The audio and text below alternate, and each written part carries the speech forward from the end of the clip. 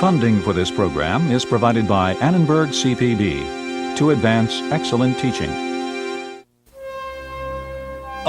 Uma poderosa corrente fluía pela Europa. Uma corrente de nacionalismo e orgulho nacional. E à medida que as potências europeias expandiam seus impérios, suas rivalidades estendiam-se para todo o mundo, até que a guerra pareceu inevitável. A Era das Nações-Estado, neste episódio de A Tradição Ocidental.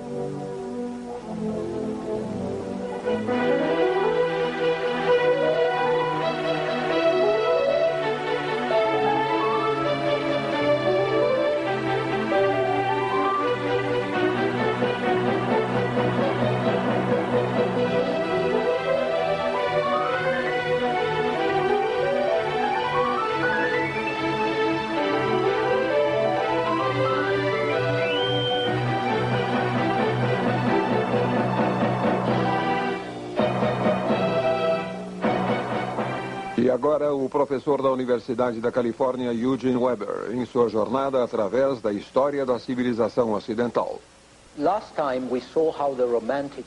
Na última vez, vimos como os românticos encararam sua sociedade com novos olhos.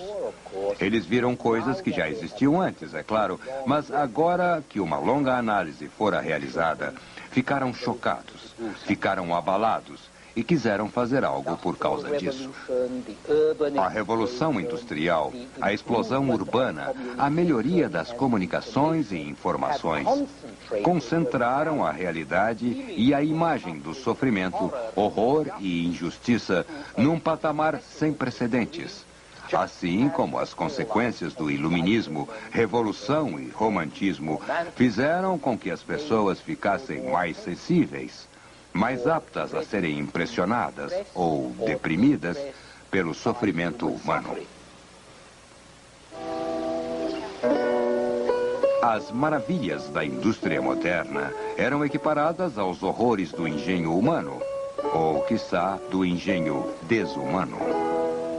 Criancinhas trabalhavam 16 horas por dia e cansavam-se tanto que desfaleciam sobre as máquinas, acabando mortas ou mutiladas. Homens, mulheres e crianças vestidos com trapos vivendo em cavernas como ursos. Várias famílias num único aposento com piso de terra coberto de lama e esterco. O problema foi suavizado por reformas que gradualmente melhoraram as condições, com os trabalhadores organizando-se em associações, com a revolução que acelerou o processo de reforma e com o aumento na produção e nos recursos que trouxe mais superávites, com distribuição menos desigual. Na segunda metade do século, a terrível fome e a miséria que tanto haviam deprimido os observadores, agora estavam reduzidas. Não haviam desaparecido, é claro, mas já eram menos intensas. A carga de trabalho estava sendo restringida, as condições de trabalho eram aprimoradas, havia serviços médicos, aposentadorias, escolas, subsídios para a habitação, terra ou desemprego. Tudo isto veio aos poucos, no entanto, quase sempre pouco e tarde demais. Na maioria dos países, a legislação social de real importância só foi aprovada no final do século XIX ou já no século XX, mas não havia existido antes. Comparando-se os últimos 150 anos com o resto da história, só isso já torna este período excepcional. Além disso, a reforma social veio em parte porque as classes sociais mais elevadas sentiram pena das classes inferiores. Outra novidade. Podemos descrever isso como romantismo social. Vemos o povo como nobres selvagens para quem a regeneração social irá chegar. Este ponto de vista, que combina empatia, caridade e culpa, é uma visão que permanece conosco hoje em dia.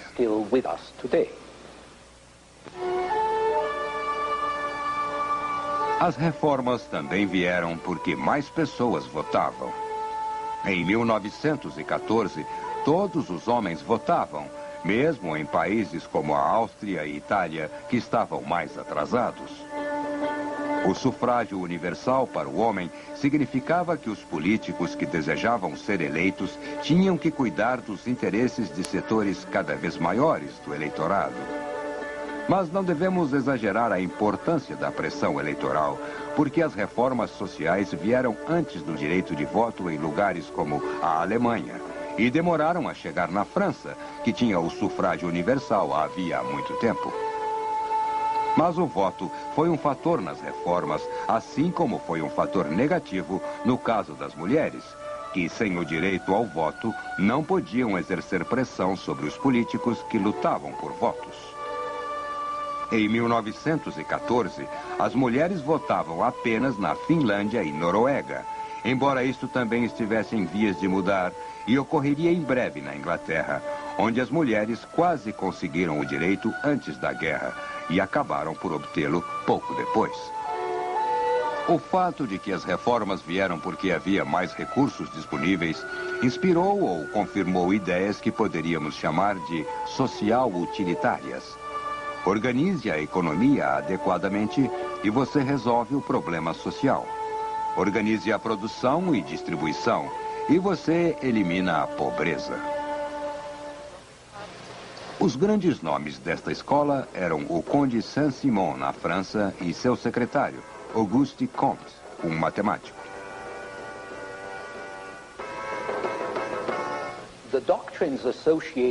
As doutrinas associadas a Saint-Simon e Comte são conhecidas como saint-simonismo e positivismo. Positivismo porque devia ser baseada em análise científica de dados positivos, como matemática ou estatística. Mas estas doutrinas são realmente religiões do progresso, inspiradas pelo real progresso que ocorria, afirmando que maiores progressos poderiam ser atingidos por tecnocratas, engenheiros, economistas, especialistas de toda a espécie. E como havia uma forte relação com avanços concretos, o positivismo inspirou muita gente, incluindo os homens que conquistaram a República no Brasil e adicionaram o slogan positivista à sua bandeira: ordem e progresso.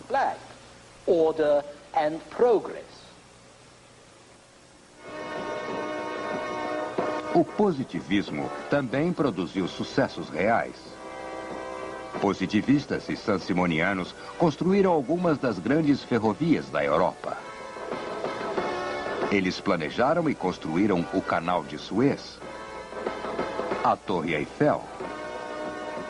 Eles publicaram as primeiras revistas em massa e fundaram as primeiras agências de publicidade. Mas se eles contribuíram para a prosperidade geral, só atacaram problemas trabalhistas de forma acidental ou indireta. Se os trabalhadores queriam ter voz ativa nas políticas trabalhista e nacional, teriam que se organizar de alguma forma para realizar seus desejos.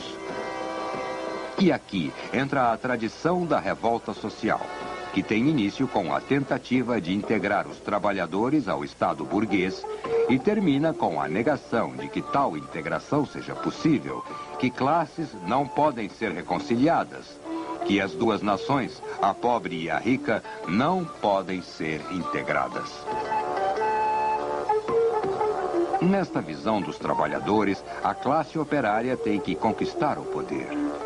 Ela tem que assumir o controle do Estado e usá-lo para seus interesses, assim como a burguesia tomou o poder da aristocracia para usar o Estado em seu próprio benefício.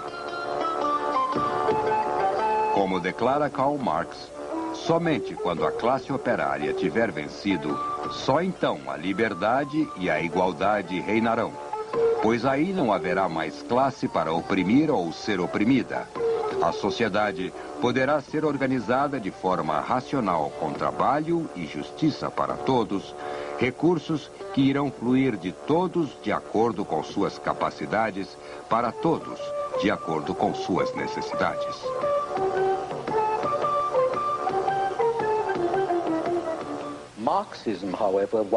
O marxismo não teria muita influência até o final do século.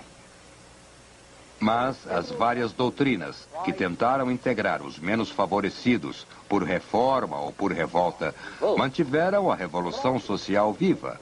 Fizeram com que todos entendessem melhor os problemas, colorindo a política e a atmosfera da época. Mas havia outra corrente ainda mais poderosa que fluía através da Europa. E da Europa para fora, a corrente do nacionalismo. Um grande orgulho nacional, alimentado pelos exemplos de revoluções do século XVIII e pela ideologia do romantismo. Gregos, poloneses, romenos, tchecos e eslavos do sul eram governados por poderes estrangeiros. A Alemanha e Itália eram divididas em vários estados separados. Mas, como todos sabiam, o homem só pode ser livre como cidadão de sua própria nação, não como súdito de um governante estrangeiro. Esta atitude inspirou latino-americanos em suas revoltas contra os monarcas de Espanha e Portugal. Inspirou os gregos na revolta contra os turcos. E inspirou os belgas a buscarem sua independência da Holanda.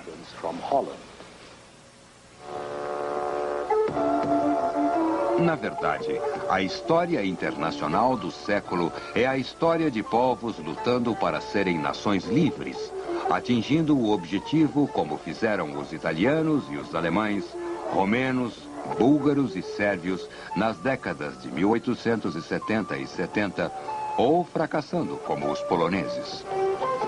Os que fracassaram continuaram tentando, e seus complôs e revoltas introduziram uma corrente de instabilidade. Jamais houve uma estabilidade internacional na Europa do século XIX por causa das nações súditas.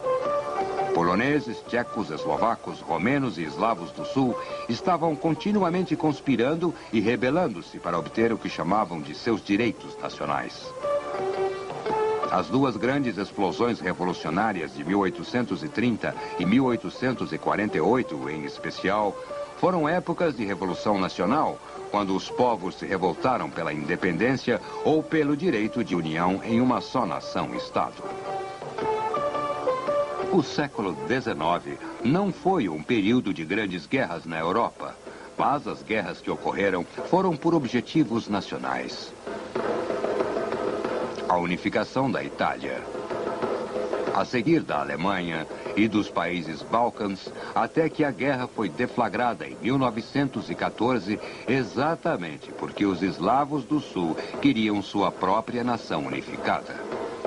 E quando a Primeira Guerra Mundial acabou, as aspirações nacionais do século XIX finalmente foram realizadas. A Europa, da Rússia ao Atlântico, era uma Europa de nações-estado.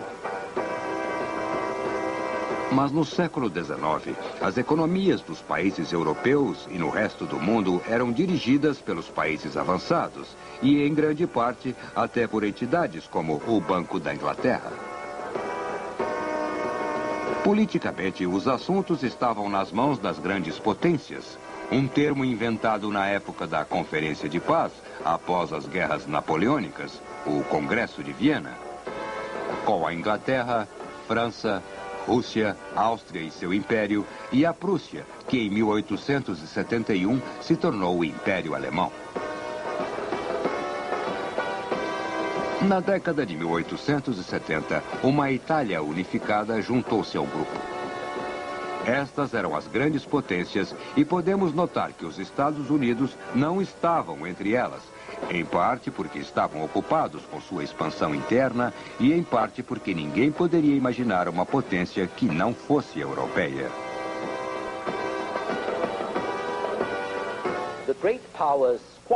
As grandes potências divergiam, mas em geral administravam o mundo como uma espécie de clube. Na primeira metade do século, os dois grandes poderes eram a Inglaterra e a França, que combinavam o desenvolvimento industrial e grandes populações. Na segunda metade do século, as duas maiores potências eram Inglaterra e Alemanha, pelas mesmas razões. O objetivo original do clube das grandes potências era evitar que algo similar à Revolução Francesa voltasse a acontecer. A Revolução Francesa pairava sobre o século XIX como a Revolução Russa iria afetar o século XX. E não há como entender a política internacional desse período sem manter este fato em mente. Havia contínuas revoluções nas décadas de 1820 e 1830, e especialmente em 1848 e 49. Mas sempre que as revoluções ficavam fora do controle, as outras potências intervinham, ajudando-se mutuamente a abafar as revoltas. E ainda mais importante, as razões para as revoluções estavam sendo eliminadas.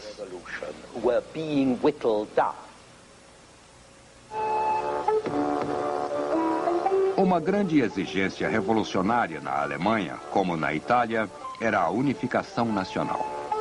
Mas isso foi realizado em 1870 não por uma revolução, mas sim por política conservadora, dirigida por um estadista inteligente como Bismarck.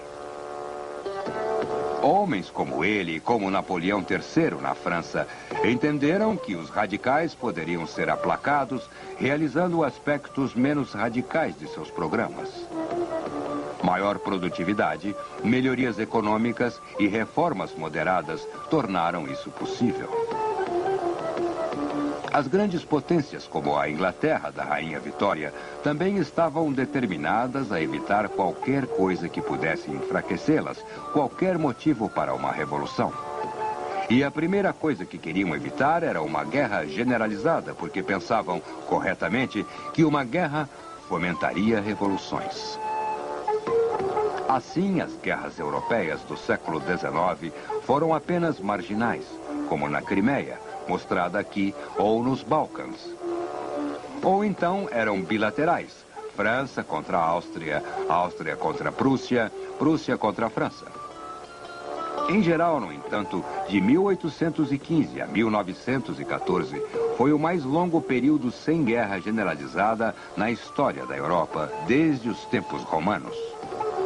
A razão para isso, ou parte da razão, é que as potências europeias conseguiram exportar suas rivalidades e seu circuito de energia para outras partes do mundo, aquilo que chamamos de imperialismo. A política exterior sempre fez parte da política das grandes potências, mas no século XIX isso ocorreu ainda mais, porque a política europeia era a política do mundo. A Europa havia engolido o mundo. Isso ocorreu através de conquistas de comércio e investimentos com a colonização, enviando entre 30 a 50 milhões de europeus a países que já eram extensões da Europa, como nas Américas, ou iriam tornar-se extensões da Europa, Austrália, Nova Zelândia, Norte da África, África do Sul e a Sibéria. Colônias europeias como a Austrália da Inglaterra, na verdade, eram autônomas em sua política e estavam melhor economicamente que suas matrizes europeias e também mais abertas. No geral, elas ofereciam mais oportunidades, mais igualdade, mais democracia que as matrizes, pelo menos para os brancos. Mas esse não era o caso onde os colonos estavam em minoria, onde alguns soldados, plantadores e administradores governavam os nativos com cor de pele diferente. Não sabemos ao certo por que isso ocorria, já que não é necessário ocupar uma área para administrar sua economia. Os ingleses controlaram a economia do Egito com mais eficiência do que fizeram na Austrália. E ganharam mais dinheiro. O controle econômico era mais econômico do que conquista e ocupação colonial.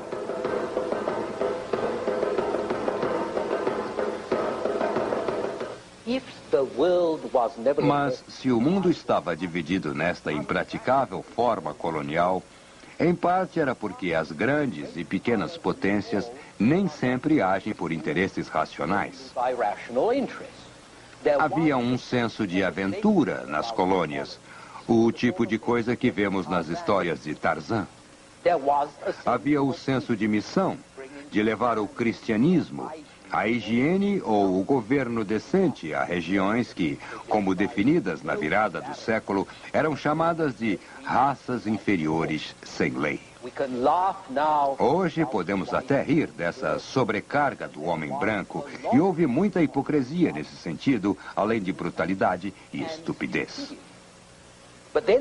Mas o comércio de escravos na África, conduzido pelos próprios africanos e árabes, só foi eliminado por oficiais e missionários brancos recém-convertidos à abolição da escravatura. E muitas doenças foram tratadas com uma inesperada explosão demográfica, causada pela intervenção de médicos brancos. Mas a principal razão para as grandes potências lutarem por possessões coloniais era a rivalidade entre poderes europeus, competindo pela supremacia na Europa e espalhando essa concorrência em todo o mundo.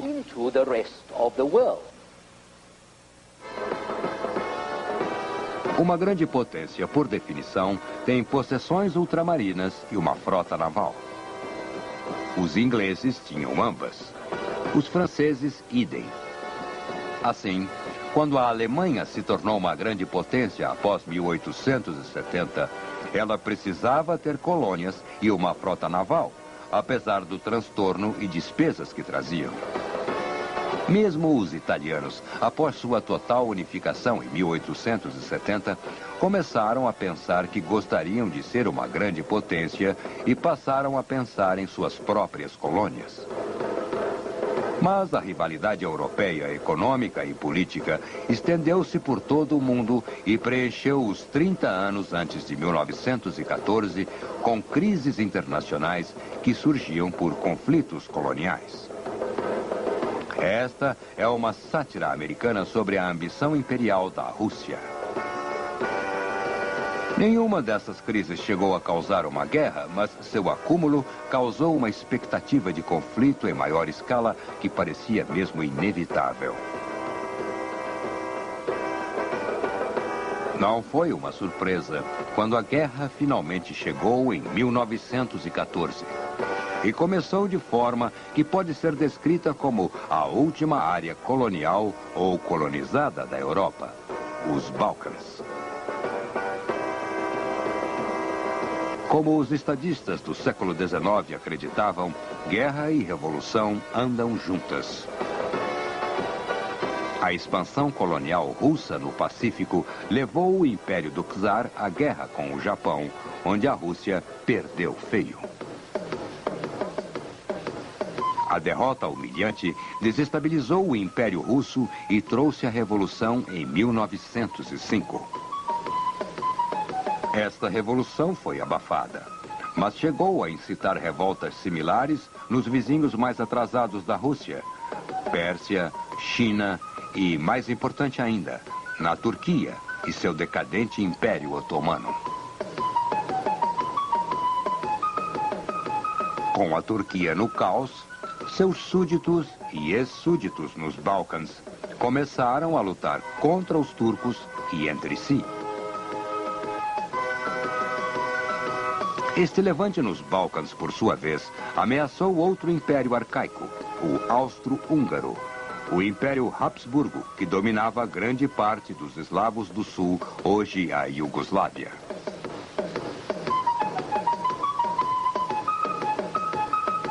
Então, a Primeira Grande Guerra aconteceu no âmago dos Balcãs, devido aos interesses e temores destes três impérios em declínio que entraram em confronto, ao mesmo tempo enfrentando ambições nacionais de sérvios, croatas, búlgaros e gregos, sem mencionar a Itália, Montenegro e a Albânia.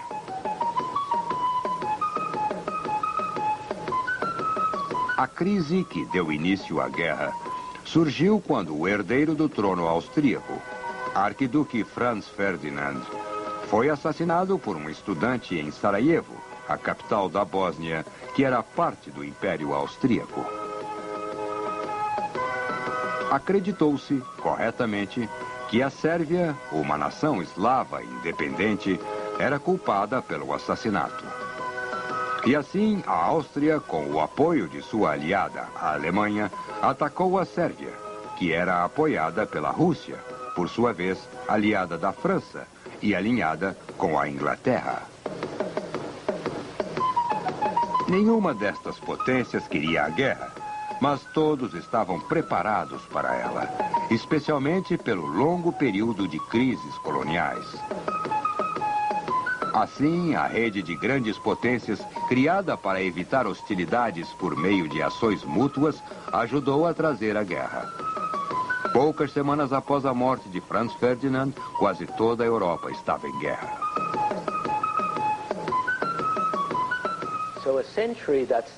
Foi um século que começou com a guerra decidida em Waterloo em 1815 e terminou na guerra que foi decidida nos campos da Flandres, não muito longe de Waterloo, em 1918. Um século que se abriu como uma era de revoluções na Europa Ocidental e terminou como uma era de revoluções na Europa Oriental. Mas isso é uma outra história para um outro programa. No próximo episódio, voltaremos ao século XIX para analisar a real formação de nossas atitudes. Até lá.